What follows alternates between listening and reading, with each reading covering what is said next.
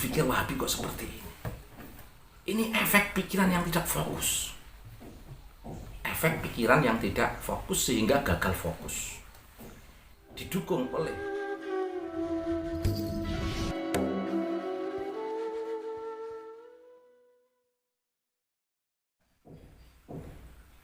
tadi ada yang nelpon saya bertanya. Saya kira ini penting untuk saya sampaikan kepada kalian karena ini bagian daripada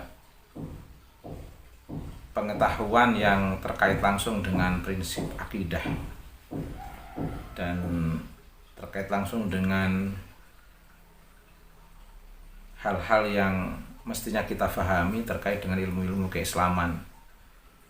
Karena kalau kita mengabaikan perkembangan hal seperti ini, bisa jadi sebelum saya menjelaskan nanti ada orang lain yang menjelaskan pada kalian dalam bentuk penjelasan yang berbeda dengan prinsip yang harus kita jaga, yaitu prinsip Ahlussunnah wal Jamaah di Indonesia. Apa? Prinsip Ahlussunnah wal Jamaah di Indonesia yang secara khusus sebagaimana yang dipertahankan oleh organisasi Nahdlatul Ulama. Jadi pertanyaan itu begini, mengapa para ustadz-ustadz Wahabi, terus terang saja, itu kebanyakan menyampaikan ceramahnya lebih banyak menggunakan dalil yang dikutip dari Al-Quran dan hadis. Tetapi kutipan itu banyak yang salah sasaran. Kutipan itu banyak yang tidak sesuai dengan konteks. Contoh, misalnya banyak sebenarnya contoh yang mereka lakukan itu. Contoh misalnya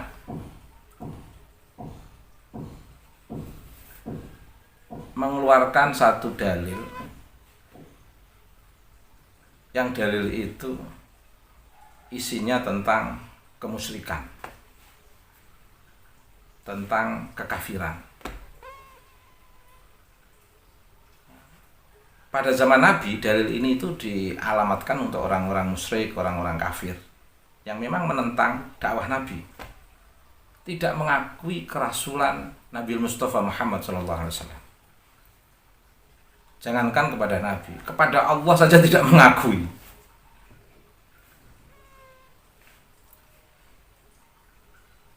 Bahkan mereka itu menolak Al-Quran. Karena benci pada Nabi, ya menolak apa yang menjadi pesan-pesan mulia Nabi. Muncul ya wahyu yang seharusnya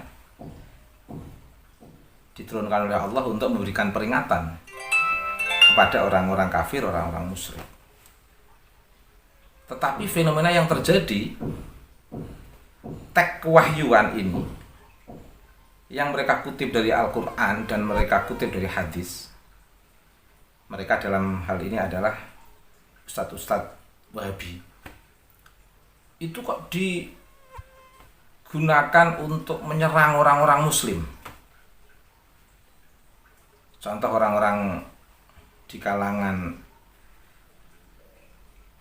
masyarakat yang berbasis Nahdlatul Ulama misalnya, ketika mendatangi kuburan dalam arti untuk berziarah di kuburan orang-orang soleh, mengambil pelajaran, merenungkan dari risalah perjuangan orang-orang soleh, sekaligus mengucapkan salam kepada orang-orang soleh di kuburan mereka, kemudian membaca Al-Quran, bermunajat kepada Allah.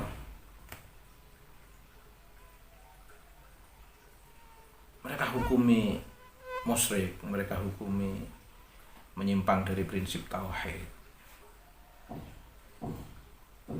Tidak hanya itu, dalil-dalil bid'ah itu selalu mereka ulang-ulang untuk semua konteks yang pada prinsipnya yang tidak sesuai dengan yang mereka inginkan.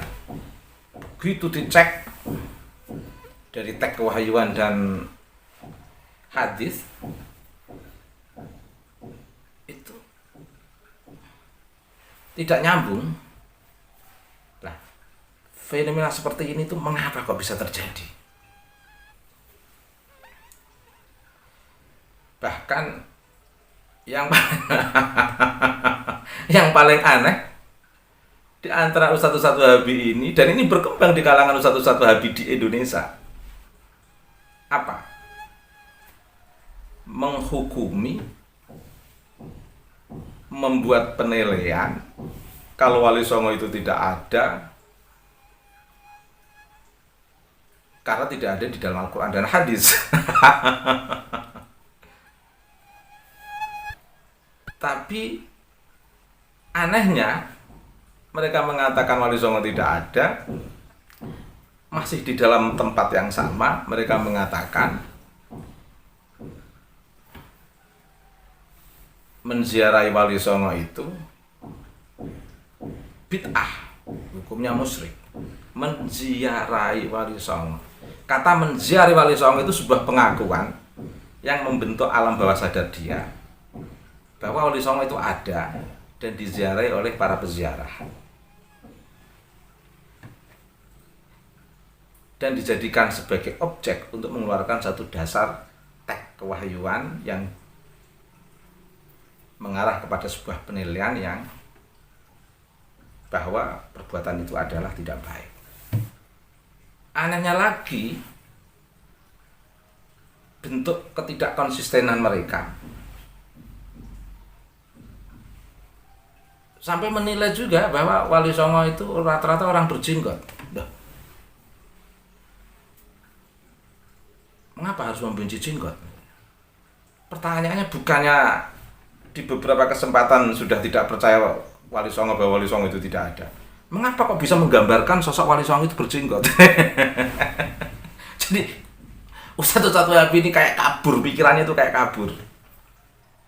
Nah, kabur dari konteks konsistensi pembicaraan, membentuk perspektif pikiran kepada publik, itu kabur. Juga kabur di dalam menempatkan teks kewahyuan dan teks kewahyuan dalam konteks Al-Quran dan hadis kaitannya dengan objek atau konteks yang sedang disoroti.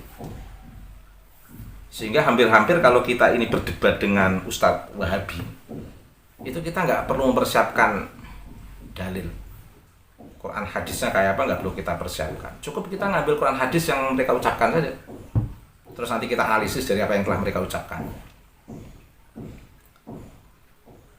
Bahkan ibarat kita berdialog dengan mereka lebih 1 jam 2 jam, itu tidak perlu satupun Quran hadis muncul dari lisan kita sebagaimana yang telah kita persiapkan, tidak perlu. Cukup merujuk dari Quran hadis yang mereka persiapkan saja. Nah, dari situ kita menganalisis kesesuaian antara teks kewahyuan dalam hal ini Al-Quran yang didukung oleh hadis, itu kita cek kesesuaiannya dengan konteks. Bagaimana kesesuaian antara Al-Quran dan hadis ini dengan konteks yang mereka bicarakan. Itu rata-rata meleset.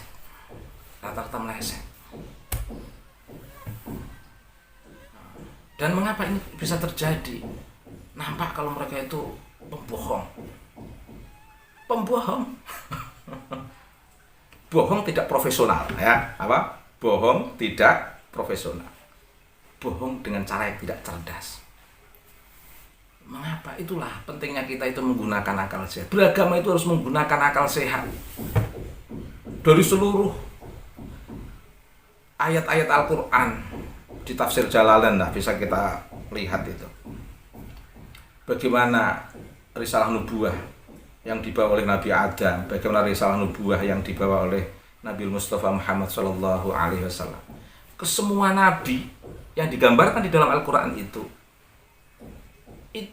di dalam membentuk karakter, kepribadian, keberagamaan masyarakat itu dengan argumentasi yang sehat, dengan akal sehat. Dan ketika mereka berhadapan dengan masyarakat itu tidak sesegera mungkin mengambil rujukan-rujukan teks, tetapi melihat kondisi masyarakat. Nah, teks menguatkan keutamaan dan kebenaran masyarakat, bukan justru teks mencerabut keutamaan dan kebenaran masyarakat.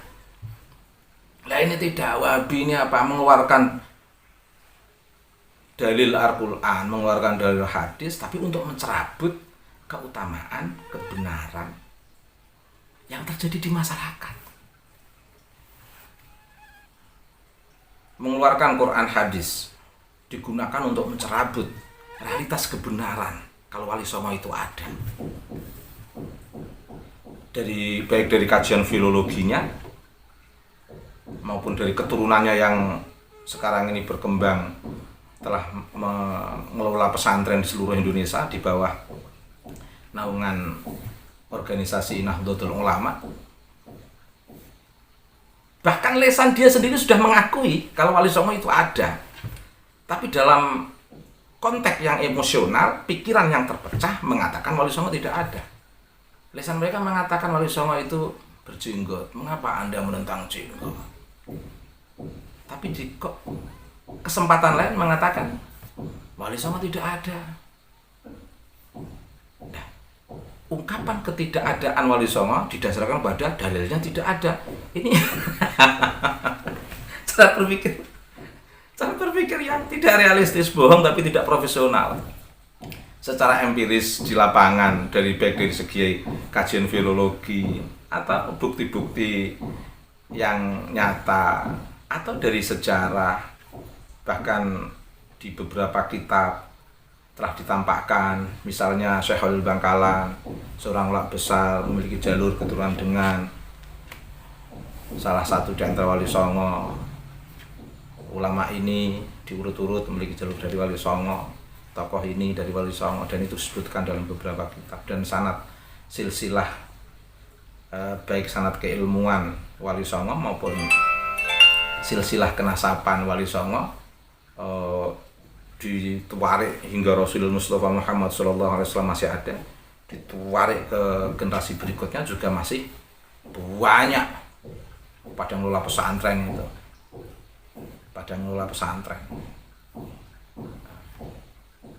Cuman bedanya kalau ulama-ulama pesantren itu lebih cenderung, pesantren di bawah organisasi Nahdlatul Ulama lebih cenderung tidak menampakkan nasab bahwa mereka di antara dzurriyyah Wali Songo, tapi sebenarnya banyak dzurriyyah Wali Songo yang mengelola pesantren di Nusantara ini.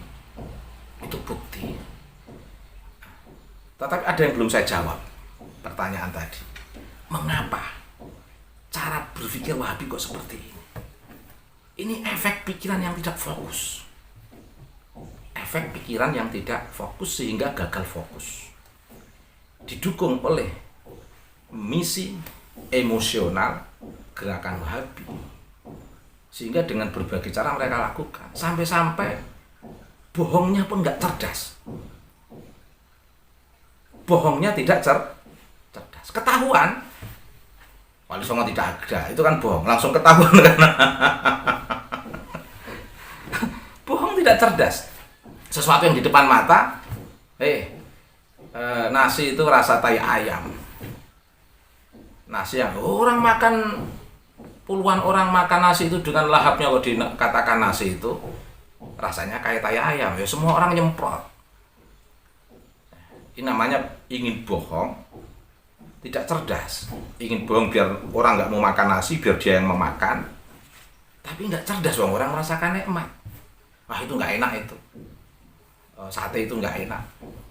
Setelah orang nggak makan, biar dia yang makan.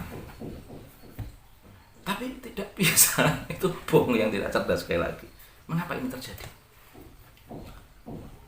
Karena prinsip dasar mereka itu sudah terpecah-pecah. Harusnya prinsip dasar orang Islam itu adalah kalimat tauhid, la ilaha illallah.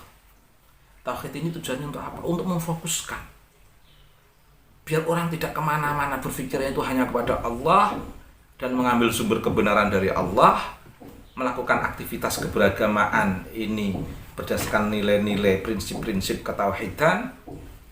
Kalau baik sama Allah, kalau tauhidnya kuat, harus baik sama manusia.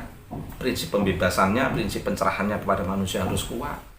Masa mengaku bertauhid kepada Allah tetapi tidak membebaskan, tidak mencerahkan, ngucar-ngacir tatanan, tidak memberikan pendampingan. Jadi kalau tauhidnya kuat, relasi pembebasannya harus kuat, relasi pencerahannya harus kuat. Ini namanya relevan namanya. Lah, tauhid yang terpecah-pecah itu membuat mereka terpecah. Ada tauhid, pembagian tauhid yang mereka ajarkan itu membuat pecah pikiran mereka, membuat pecah pikiran mereka. Masa tauhid terbagi-bagi? Akhirnya pikiran juga terbagi-bagi. Cara mengurutkan instrumen tauhid dalam konteks kehidupan pun terbagi-bagi. Mau masuk ke Allah pun terbagi-bagi. Jadi Allah bisa dipahami dari berbagai pembagian tauhid itu. Akhirnya bingung. Ya, memang dibingungkan dari konsep awal keberagamaan mereka. Wahabi itu dibingungkan dari konsep awal prinsip pemahaman mereka. Dibingungkan oleh pembagian tauhid, sehingga mempengaruhi cara berpikir yang terbagi-bagi, tidak fokus di dalam memahami.